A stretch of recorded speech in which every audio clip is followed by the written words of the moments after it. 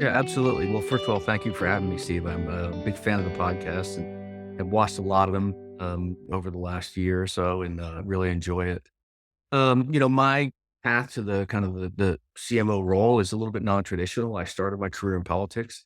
I worked in the State Department for Secretary Baker and Legislative Affairs way back then, and then I actually ended up going to business school, where I spent a lot of my time taking finance and accounting classes.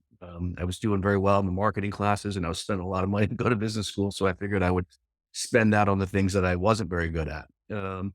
And that led to a very short stint in finance, but my passion was really in marketing, and I came back to that pretty shortly thereafter, and I've been in marketing ever since. So that's sort of my path here. Our journey at MinIO is actually particularly interesting, right? So as you mentioned earlier, we're 100% inbound. We don't have any commission salespeople at MinIO.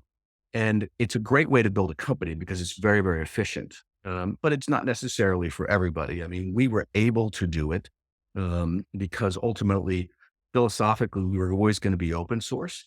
And so that really created no friction between, our audience and adopting our product. And so that open source model was very, very helpful from that regard. The other part was that we were going to market primarily through developers to start with. And, the Gartner stat says that I think 75% of B2B buyers don't really want to talk to a salesperson. Well, I can guarantee you with developers, that number is like 99%.